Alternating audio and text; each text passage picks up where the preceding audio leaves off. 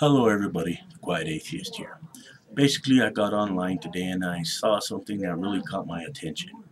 I'm not sure if you are aware of this particular issue, but just in case you're not, Fred Phelps, the founder of Westboro Baptist Church, is in hospice right now where he is basically dying. Now, when I sat here and read this particular story in its entirety, I couldn't help but notice an opportunity to sit down and really think about this particular situation. I think that Fred Phelps was an extremely hateful individual. I think he had a negative impact in society as we know it, and he had a lot of reasons of his own to really hate other people that weren't within his church. He was a real homophobic individual. He made that known a lot of the times, and he was there involved every step of the way with his church when they would picket funerals, when they would picket any and all other events such as the Oscars, so on and so forth. He was always there spewing his hatred. And I think that all of the hate that has been thrown towards him, he definitely deserves because let's face it, like I said, he was a horrible individual. And in a lot of ways, I think that he deserves what he got in that situation. You know, and when I think about it, I can't help but notice the hypocrisy in Christianity again, because there was also a lot of Christians that really hated him as well. But I look at Fred Phelps as a special form of Christianity, a real rare form of Christianity. And the reason why I say that is because his particular church actually does what the Bible says. Now, you'll get a lot of Christians out there who will literally cherry pick the Bible. They will say, oh, the Old Testament, we don't do those things in the Old Testament anymore, or we don't do that, we don't believe in that, and so we won't participate in that, so on and so forth. They use that excuse pretty much all of the time. But Fred Phelps actually stuck to what the Bible said pretty much all of the time. And basically, I think we have seen example after example when it comes to Fred Phelps. So that's why I think that he was one of those rarest forms of Christianity. But yet, Christianity, again, is hypocritical in this particular position. They say this part of Christianity is bad, but yet it is part of Christianity. And that just made me laugh. If I look back and think about what positive things came out of this whole Fred Phelps and the Westboro Baptist Church issue, I could only think of one positive thing. It brought out people and it gave them the motivation to unite against this kind of hatred. It brought out people to fight particular individuals just like this. I mean, we do it on a day-to-day basis all the time. And the hatred and bigotry that Christianity has thrown at us for a lot, we do fight it all of the time pretty much.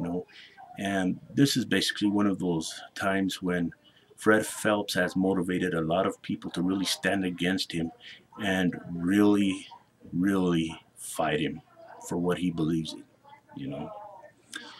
And despite the fact that Fred Phelps was a hateful individual, and despite the fact that he was extremely homophobic and hated others with a passion, whether we like it or not, he did make an impact in society. He did make a very large impact, for that matter.